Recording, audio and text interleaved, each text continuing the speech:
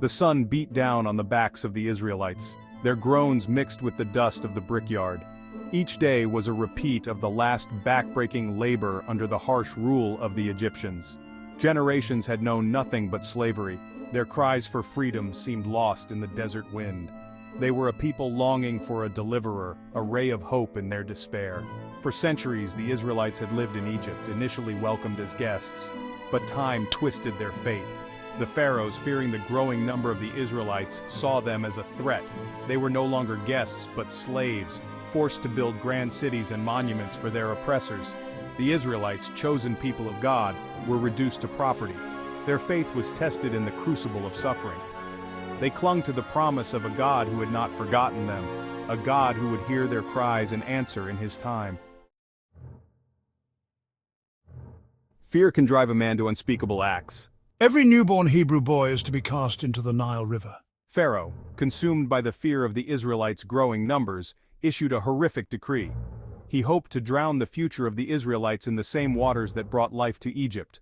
The Nile, the lifeblood of Egypt, became a symbol of death and despair for the Israelites. Mothers wept in secret, their hearts torn between obedience to God and the desperate desire to protect their children. The cries of the afflicted rose to heaven, a desperate plea for deliverance from this cruel edict. But even in the darkest of times, faith finds a way. The midwives, Hebrew women themselves, defied Pharaoh's command. They feared God more than they feared the Pharaoh. They found ways to spare the baby boys, offering excuses, buying time, and clinging to hope. In a humble home, a child was born, a son to Amram and Jochebed. He was a beautiful baby, and his mother, seeing him, knew he was special. She named him Moses, which means drawn out of water. Little did she know how prophetic that name would be. For 3 months, she hid her precious child, but as he grew, so did the risk of discovery. Despair loomed, but Jochebed refused to give in. With a mother's unwavering faith and love, she devised a plan. She took a basket made of bulrushes, waterproofed it with bitumen and pitch, and gently laid her baby inside. It was a cradle of hope set adrift on a river of uncertainty. Her heart ached with every push of the tiny vessel into the reeds by the riverbank. Pharaoh's daughter, moved by compassion, decided to raise the child as her own.